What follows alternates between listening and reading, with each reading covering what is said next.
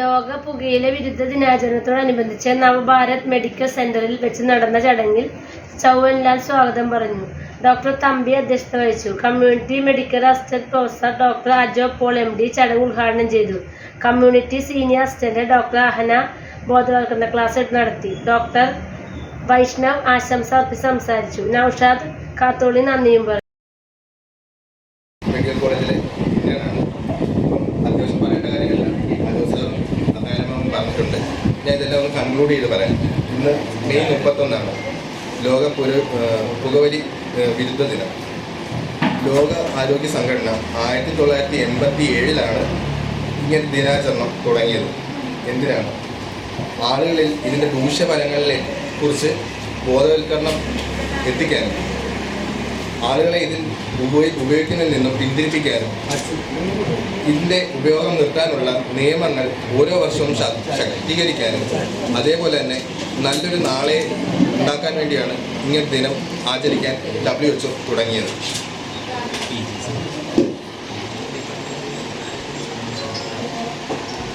പുകവലി ഉൽപ്പന്നങ്ങൾ എന്ന് പറയുമ്പോൾ പല രീതിയിലുണ്ട്. Cigarette, beedi, paan masala, cigarettes. കണക്കുകൾ അനുസരിച്ച് നോക്കുകയാണെങ്കിൽ ഏകദേശം 33% ആളുകൾ ലോകത്തിൽ പുരുഷന്മാർ പുകയില ഉൽപ്പന്നങ്ങൾ ഉപയോഗിക്കുന്നുണ്ട്. അതേപോലെ 6.5% സ്ത്രീകളും ഇത് ഉപയോഗിക്കുന്നുണ്ട്.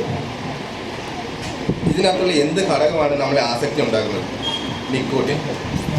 നിക്കോട്ടിൻ എന്നൊരു വസ്തു നമ്മളെ ഈ ഉൽപ്പന്നങ്ങൾ വീണ്ടും വീണ്ടും ഉപയോഗിക്കാൻ തോന്നിപ്പിക്കുന്നു. ഇത് അർബുദം പോലെയുള്ള അസുഖങ്ങൾ ഉണ്ടാക്കുന്ന ഒരു വസ്തുവാണ്.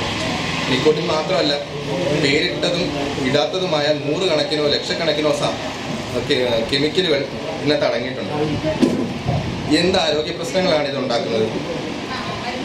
മനുഷ്യനിൽ ശ്വാസകോശത്തിലും ശ്വാസനാളത്തിലും വായ്ക്കുള്ളിലും ക്യാൻസർ പോലുള്ള രോഗങ്ങൾ ഉണ്ടാക്കാനുള്ള സാധ്യത 50% മേലെ ഇത് ഉയർത്തുന്നു.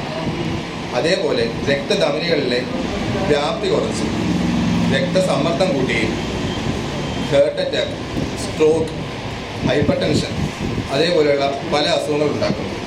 അതേപോലെ തന്നെ ശ്വാസകോശം ചുരുങ്ങുകയും ശ്വാസകോശത്തിന് സീരിയസ് ആയിട്ടുള്ള അസുഖങ്ങൾ ഉണ്ടാക്കുകയും ചെയ്യുന്നു. 2020 നടത്തിയ ഒരു സെൻസസ് അനുസരിച്ച് ഏകദേശം ഒരു വർഷം 80 ലക്ഷം പേരാണ് പുകവലി ഉൽപ്പന്നങ്ങൾ ഉപയോഗിക്കുന്ന കാരണം മരണപ്പെടുന്നത്. അതിൽ 70 ലക്ഷം പേര് മാത്രമാണ് നേരിട്ട് പുകയില ഉൽപ്പന്നങ്ങൾ ഉപയോഗിക്കുന്നത്. ബാക്കി 10% ആരൊക്കെയാണ്? ഈ പുകയില ഉൽപ്പന്നങ്ങൾ ഉപയോഗിക്കുന്നവരുടെ ഭാര്യ, ഭർത്താവ്, സഹോദരി, സഹോദരന്മാർ, അമ്മ, അച്ഛൻ അല്ലെങ്കിൽ സഹപാഠികൾ, കുട്ടികൾ. ഇവരിലും കാത്തിരിക്കുന്നത് വേറൊന്നുമല്ല heart attack, stroke, airway diseases. വീട്ടിൽ ഉള്ള ഗർഭിണിയായ സ്ത്രീകൾ, അവർക്ക് ജനിക്കുന്ന കുട്ടികൾ പല തവണയും സാധാരണയിൽ താഴെയായി വെയിറ്റ് കാണുകയും ജനിച്ച ഉടനെ തന്നെ കുട്ടി മരിച്ചു പോകുന്നൊരവസ്ഥയിലേക്ക് എത്തുകയും ചെയ്യുന്നു. വീട്ടിലുള്ള കുട്ടികളാവട്ടെ, അവർക്ക് ആസ്മ പോലുള്ള അസുഖങ്ങൾ കൂടുകയും ഭാവിയിൽ ഇവർ ഇത്തരത്തിലുള്ള ഉൽപ്പന്നങ്ങൾ ഉപയോഗിക്കാനുള്ള സാധ്യത 2 ഇരട്ടിയോളം കൂട്ടുകയും ചെയ്യുന്നു.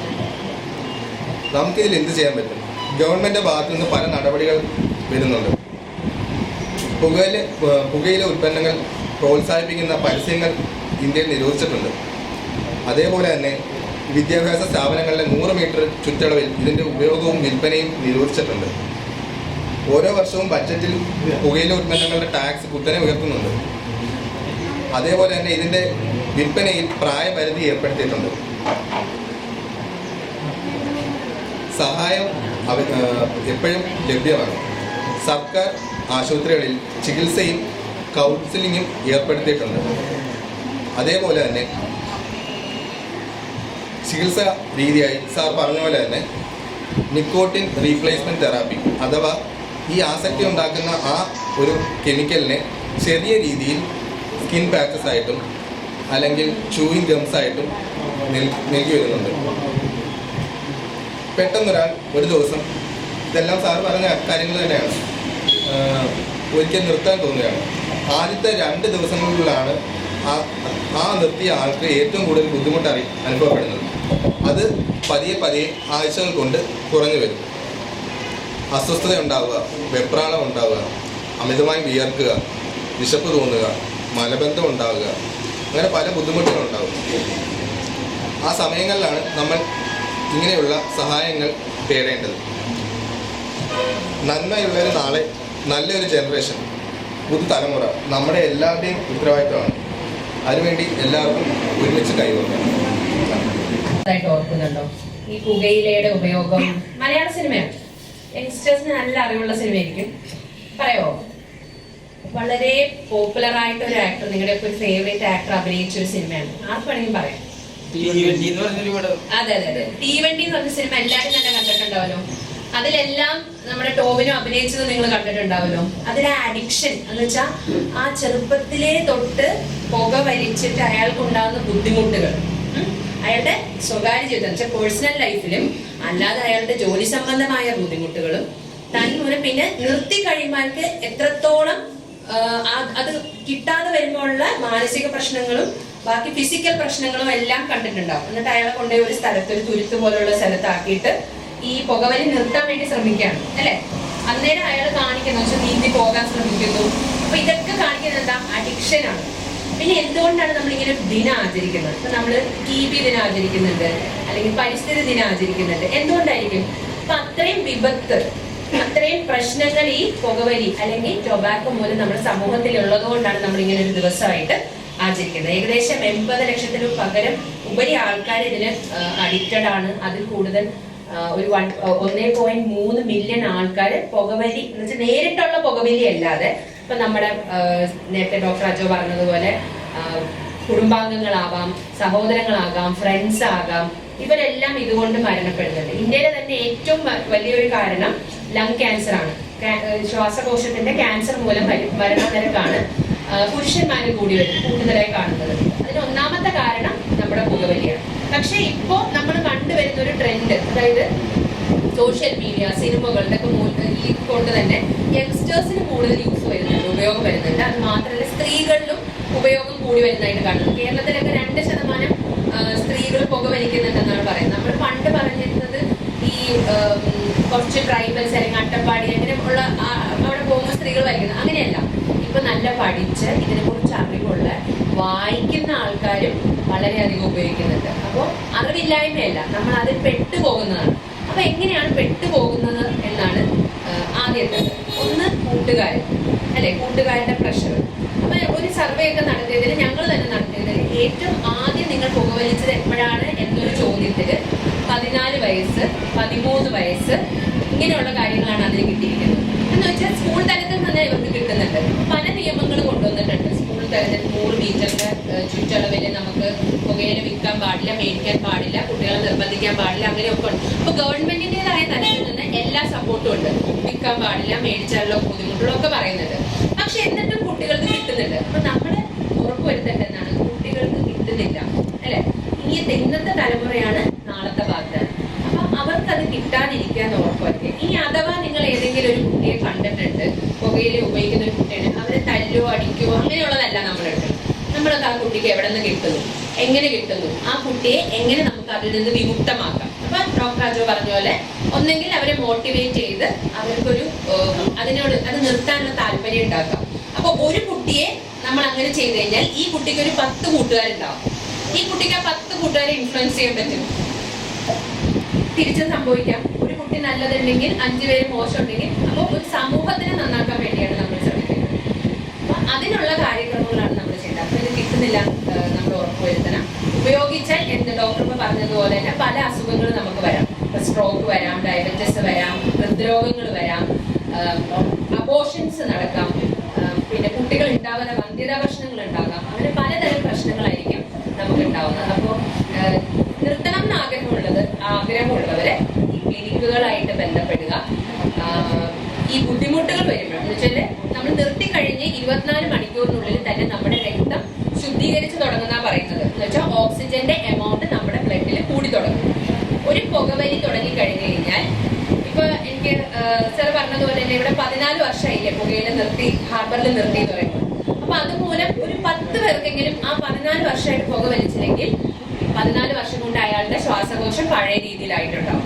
ആ 14 വർഷം എന്ന് അദ്ദേഹം പറഞ്ഞപ്പോൾ എനിക്ക് ഓർമ്മ വന്നതാണ്. പക്ഷെ ഒന്ന് പുക വലിച്ചാൽ നമ്മളത് നമ്മുടെ ശ്വാസകോശം നോർമലായി വരാനായിട്ട് ഏകദേശം 14 വർഷം എടുക്കും. പക്ഷേ നമ്മൾ നിർത്തി വരുന്നതോറും 24 മണിക്കൂറിൽ നമ്മുടെ ബ്ലഡിന്റെ ഓക്സിജൻ ലെവൽ കൂടും.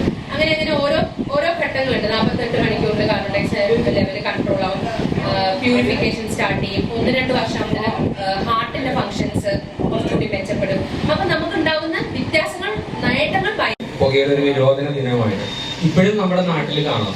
കുറേ കടകളിൽ ഇപ്പോഴും സുലഭമായി കിട്ടുന്നു. ഇപ്പൊ ആൽക്കഹോള് അല്ലെങ്കിൽ മദ്യം അത് കിട്ടുന്നേക്കാളും എളുപ്പമായി ഇത്രയും വിപത്തുകൾ നിറഞ്ഞ ഒരു സാധനം ഇപ്പോഴും സുലഭമായി നമ്മുടെ നാടുകളിൽ കിട്ടുന്നുണ്ട്. അപ്പൊ നിങ്ങൾക്ക് എല്ലാവർക്കും ഇതിന്റെ ദൂഷ്യവശങ്ങൾ എന്താണെന്ന് അറിയോ? എന്തൊക്കെയാണ് ഇതിന്റെ ഒരു ദൂഷ്യവശങ്ങൾ ഇരിക്കുന്നത്? നിങ്ങൾക്ക് എന്തെങ്കിലും അറിയോ? എന്തൊക്കെ വരും ഒരു പുകയില ഉപയോഗിച്ചാൽ?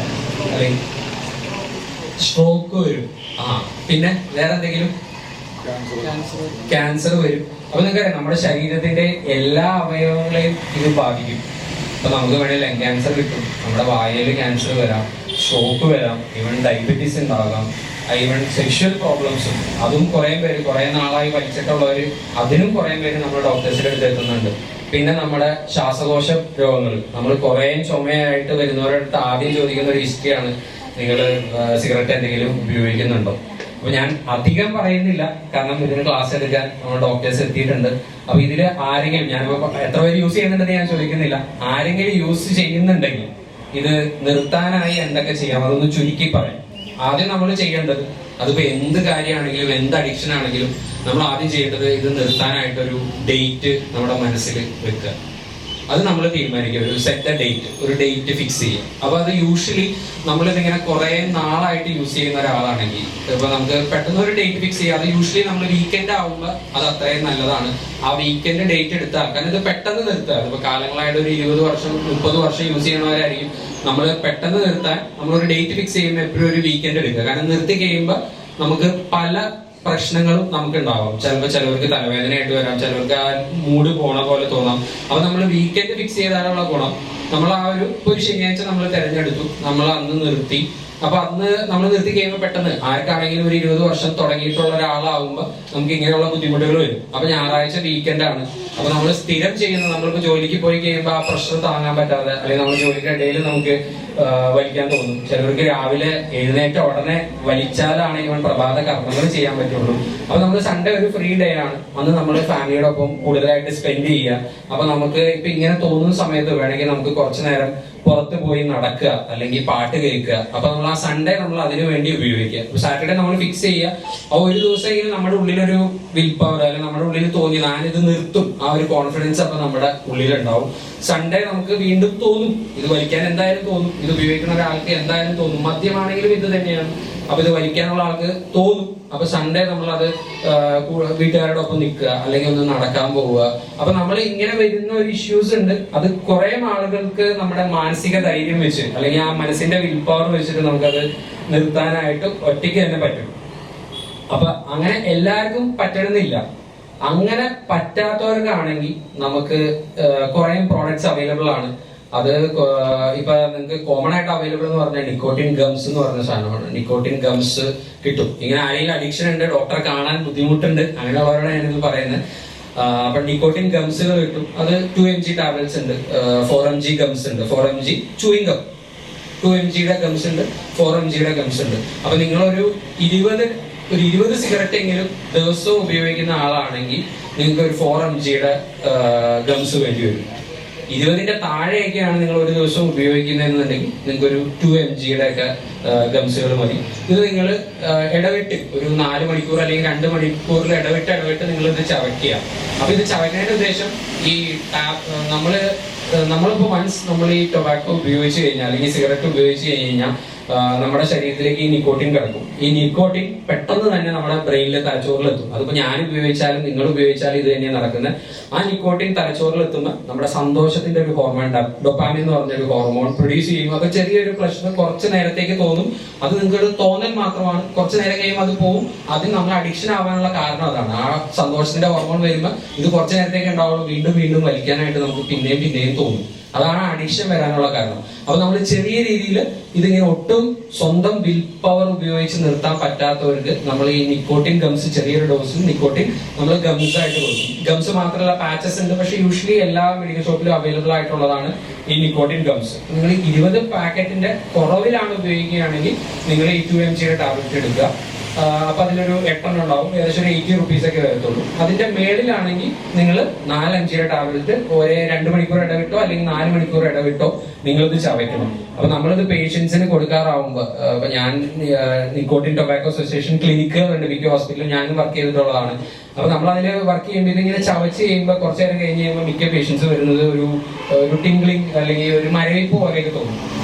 നമ്മളിത് ചവച്ചിട്ട് ഒരേ 4 മണിക്കൂറിൽ നമ്മൾ ഒരേ ഗംസ് എടുക്കുക. ചവച്ച് കഴിഞ്ഞതിന് ശേഷം നമുക്ക് അങ്ങനെ ആ ഒരു തരിപ്പ് വരുന്നുണ്ടെങ്കിൽ നമ്മളത് നാക്കിന്റെ സൈഡിലേക്കോ എന്ന് പറഞ്ഞാൽ പല്ലിന്റെയോ കവിളിന്റെയോ അടുത്തേക്ക് മാറ്റാം. അല്ലെങ്കിൽ നമ്മൾ ഈ നാക്കിന്റെ അടിയിലേക്ക് അത് കുറച്ചു നേരം അതിനെ കീപ്പ് ചെയ്യാം. ആ ഒരു ടിംഗ്ലിംഗ് സെൻസേഷൻ പോണ വരെ, അതിന്റെ ആ ഒരു ഫ്ലേവർ പോകുന്ന വരെ, അതിന്റെ ആ ഒരു ടേസ്റ്റ് പോണ വരെ നിങ്ങൾക്ക് ഇത് ചവയ്ക്കാം. എന്ന് പറഞ്ഞു കഴിഞ്ഞാൽ ഒരു ദിവസം 24 ഗംസിൽ കൂടുതൽ ഉപയോഗിക്കരുത്. അവസാനം നിങ്ങൾ അതിന് അഡിക്റ്റ് ആയി മാറരുത്. അപ്പൊ 24 മാക്സിമം ഉപയോഗിക്കാൻ പാടുള്ളൂ ഒരു ദിവസത്തിൽ. അപ്പൊ അത് 20ന്റെ മേളിലുള്ളവരാണെങ്കിൽ നിങ്ങൾക്ക് ഈ ഗംസ് കിട്ടും. അതൊരു ഈസി വേ. ഇനി ചിലവർക്ക് ഇപ്പൊ ഇത് സെക്കൻഡ് ടൈപ്പ് ആൾക്കാരാണ്, അവർക്ക് ഈ ഗംസ് മെഡിക്കൽ ഷോപ്പിൽ നിന്ന് മേടിച്ച് ചിലവർ നിർത്തി ഞാൻ കണ്ടിട്ടുണ്ട്. നമ്മൾ പറഞ്ഞു കൊടുക്കും, അവരത് ചെയ്ത് നിർത്തിയിട്ടുണ്ട്. ചില ആളുകൾ ഇതെല്ലാം ചെയ്യും, ഗംസ് ഉപയോഗിക്കും, പിന്നെയും അവർക്ക് ആ സന്തോഷത്തിന്റെ ഹോർമോൺ പിന്നെയും കൂടി വരും, പിന്നെയും അവർ ഇതിലേക്ക് വീഴും. അങ്ങനെയുള്ളവർക്ക് നമുക്ക് ടൊബാക്കോ അസോസിയേഷൻ അല്ലെങ്കിൽ നമുക്ക് സൈക്കാട്രി, ഈവൻ ഞങ്ങളുടെ ശ്രീനാരായണ മെഡിക്കൽ കോളേജിലും ഉണ്ട് ടൊബാക്കോ അസോസിയേഷൻ ക്ലിനിക് ഉണ്ട്. അങ്ങനെയുള്ളവർക്ക് ഈ ക്രേവിംഗ് കുറയ്ക്കാനായിട്ട് ടാബ്ലറ്റുകൾ അവൈലബിൾ ആണ്. അപ്പൊ അത് ഡോക്ടറുടെ നിർദ്ദേശപ്രകാരം നിങ്ങൾക്ക് മേടിക്കാൻ പാടുള്ളൂ. അത് ഞാനിവിടെ പറയാത്തത് അതുകൊണ്ടാണ്. അത് നിങ്ങൾ സ്വയം മേടിച്ച് കഴിക്കാൻ പാടില്ലാത്തൊരു ഡ്രഗാണ്. ഇത് ഡോക്ടറിന്റെ സൂപ്പർവിഷൻ അല്ലെങ്കിൽ ഡോക്ടർ പറയുന്ന പോലെ കഴിക്കേണ്ടതാണ്. ഈ ഗംസ് നിങ്ങൾക്ക് ഇപ്പൊ ഡോക്ടർമാരോട് പറയാൻ ബുദ്ധിമുട്ടുണ്ടെങ്കിലും നിങ്ങൾക്ക് മെഡിക്കൽ ഷോപ്പിൽ ചെന്ന് കഴിഞ്ഞാൽ കിട്ടുന്നതാണ്. അതൊരു കാര്യം. അപ്പൊ നിങ്ങൾ ഇതിൽ തീരുമാനിക്കേണ്ടത്, നിങ്ങൾ ആദ്യം ഇത് നിർത്താനായിട്ട് നിങ്ങൾ തീരുമാനിക്കേണ്ടത് ഒരു ഡേറ്റ് ഫിക്സ് ചെയ്യുക. പിന്നെ രണ്ടാമത്തെ കാര്യം, നിങ്ങളിത് നിങ്ങളുടെ എല്ലാവരോടും ഒന്ന് പറയാം. നമ്മളൊരു കാര്യം നിർത്താൻ പോകുമ്പോൾ ആദ്യം നാളെ മുതൽ ഞാൻ ഉപയോഗിക്കില്ല എന്നെ ആരും, കുട്ടികളാണെങ്കിൽ ഫ്രണ്ട്സിനോട് പറയാം നാളെ മുതൽ ഞാൻ ഉപയോഗിക്കില്ല എന്ന്. പിന്നെ വീട്ടുകാരാണെങ്കിൽ വീട്ടുകാരുടെ സപ്പോർട്ടും, ഫ്രണ്ട്സിനോട് നിർബന്ധമായിട്ട് പറഞ്ഞിരിക്കുക. കാരണം അവരായിരിക്കും നിങ്ങൾ ആദ്യമായിട്ട് വിളിക്കാൻ സാധ്യത.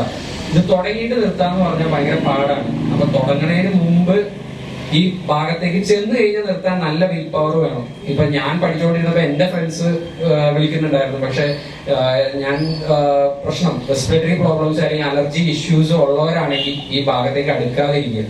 പിന്നെ നിങ്ങൾ വലിക്കുമ്പോൾ നിങ്ങളുടെ കൂടെയുള്ളവര്, വീടുകളിൽ കുട്ടികള്, വേറെ ഭാര്യമാര്, അപ്പൊ അവരെ എല്ലാം അഫക്ട് ചെയ്യും. അപ്പൊ നിങ്ങൾ ആദ്യം നിങ്ങളുടെ വീട്ടുകാരോട് പറയുക, ഡേറ്റ് ഫിക്സ് ചെയ്യുക.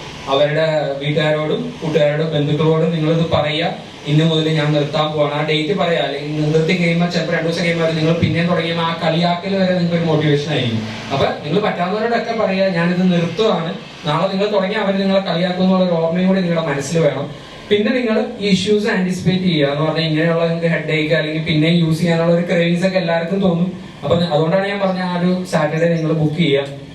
അതിനുശേഷം നിങ്ങൾ ചെയ്യേണ്ട കാര്യം, നിങ്ങളുടെ വീടുകളിൽ ഇതിനെ പറ്റി ഓർമ്മപ്പെടുത്തുന്ന എന്തെങ്കിലും, ഇപ്പൊ ആഷ്ട്രയോ, എന്റെ ഒരു ഫ്രണ്ട് ഉണ്ടായിരുന്നു, കാറിൽ കയറാൻ പറ്റത്തില്ല, പുകവലിയുടെയാണ്. അപ്പൊ അങ്ങനെയുള്ള ആഷ്ട്രയ കാറുകളിൽ, വീടുകളിൽ, അല്ലെങ്കിൽ നിങ്ങൾ വായിക്കുന്ന ഓഫീസുകൾ, ചിലവരുടെ ചില സ്ഥലത്ത് പോയി കഴിഞ്ഞാൽ ഹൗസ്കിൽ പഠിക്കുന്ന ടോയ്ലറ്റ്സിലും കാണാം ഇത് കുറെ. അപ്പൊ അങ്ങനെയുള്ള സാധനങ്ങളെല്ലാം നിങ്ങൾ വീട്ടിൽ നിന്ന് റിമൂവ് ചെയ്യുക. നിങ്ങൾ മാർഗങ്ങൾക്കും പ്രതിനിധിക്കുവാനായിട്ടാണ് ഇങ്ങനെ ഒരു ദിവസം ഈ മെയ് 31 ഇങ്ങനെ നോ സ്മോക്കിംഗ് ഡേ ആയി ആചരിക്കുന്നത്. അപ്പോൾ ഇതിനെപ്പറ്റി ഇവിടെ നിങ്ങളോട് സംസാരിക്കുന്നതിനാണ് നമ്മളുടെ സിംസിലെ അസിസ്റ്റന്റ് പ്രൊഫസർ ഡോക്ടർ അജോപോൾ ഉണ്ട്, ഡോക്ടർ അഹനയുണ്ട്, ഡോക്ടർ വൈഷ്ണവുണ്ട്. അപ്പോൾ അതുകൊണ്ട് തന്നെ ഞാൻ കൂടുതൽ ദീർഘിപ്പിച്ച് സംസാരിക്കുന്നില്ല. ഞാൻ ഈ ചടങ്ങ് ഉദ്ഘാടനം ചെയ്യുന്നതിന് വേണ്ടി ഡോക്ടർ അജോപോളിനെ ക്ഷണിക്കുകയാണ്.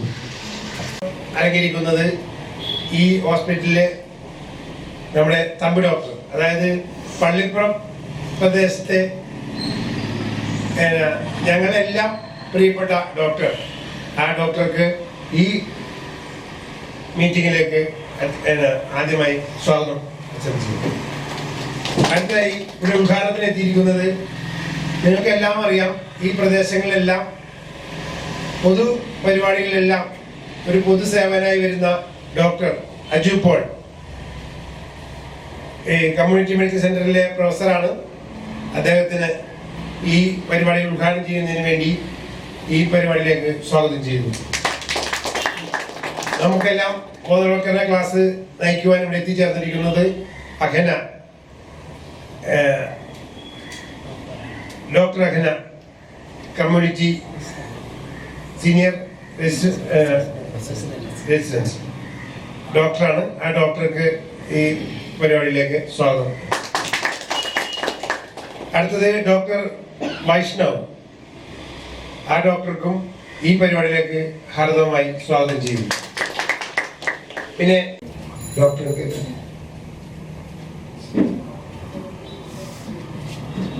ഇന്ന് ലോക പുകയില വിരുദ്ധ ദിനമാണ്. ഞങ്ങളുടെ ഒരു പാലിറ്റീവ് കെയർ ചെറുതായി പ്രവർത്തിക്കുന്നുണ്ട് ഇവിടെ. അതിൻ്റെ ഒരു എളിയ പ്രവർത്തനമാണ് ഞാൻ.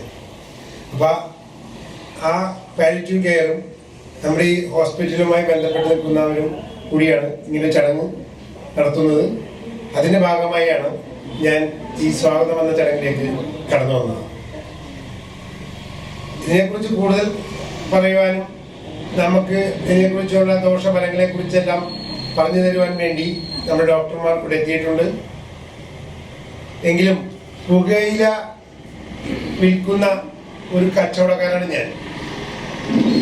പക്ഷേ എന്തുകൊണ്ടോ കഴിഞ്ഞ ഒരു 14 വർഷം മുമ്പ് തന്നെ ഇതിന്റെ ദോഷഫലം മനസ്സിലാക്കി ഞങ്ങളുടെ ഏരിയയിൽ, അതായത് മുനമ്പം ഫിഷിംഗ് ഹാർബറിന്റെ അകത്ത്, ഒരുപക്ഷെ ലോകത്തിൽ നമ്മുടെ ഇന്ത്യയിലെ ഏറ്റവും നല്ല മാതൃക ഹാർബറായ മുനമ്പത്ത് ഹാർബറിനകത്ത് പുകയില വിൽക്കില്ല എന്ന് 14 വർഷം മുമ്പ് ഞങ്ങൾ കച്ചവടക്കാരെല്ലാവരും കൂടി തീരുമാനിക്കുകയും ഇതുവരെയും ഈ ഹാർബറിനകത്ത് പുകയില വിൽക്കില്ല എന്ന് വരികയും ഇതുവരെ ആരും വിൽക്കുകയും ചെയ്യുന്നില്ല. അതിലൊരു വലിയൊരു കണ്ണി പ്രവർത്തിക്കാൻ എനിക്ക് സാധിച്ചിട്ടുണ്ട്. അപ്പോൾ ഇങ്ങനൊരു ചടങ്ങിൽ വന്ന് പെട്ടെന്ന് ഡോക്ടർ വന്ന് ഒരു സ്വാഗതം പറയണമെന്ന് പറഞ്ഞപ്പോൾ ഞാൻ ആദ്യം ആലോചിച്ചത് 14 വർഷം മുമ്പ് ഒരു കാരണവുമില്ല, ഞങ്ങൾക്കാർക്കും ഇതിന്റെ ലാഭം കിട്ടുന്നുണ്ടെങ്കിലും ഇതിന്റെ ദോഷഫലങ്ങളെ കുറിച്ച് അറിയാവുന്നത് കൊണ്ട് ഞങ്ങൾ അവിടെയുള്ള 9 കച്ചവടക്കാരെല്ലാവരും തീരുമാനിച്ചിട്ട് അങ്ങനെ തീരുമാനം എടുക്കുകയും ഈ 9 പേരും അവിടെ പുകയില വിൽക്കാത്ത ഒരു വ്യാപാരികളായി മാറുകയും ചെയ്ത ഒരു സന്തോഷ വാർത്ത നിങ്ങൾക്ക് എല്ലാവർക്കും അറിയാമായിരിക്കും. അത് ഈ സന്ദർഭത്തിൽ പറയാൻ ഉചിതമാണെന്ന് തോന്നിയുകൊണ്ട് മാത്രം പറഞ്ഞതാണ്. ഞാൻ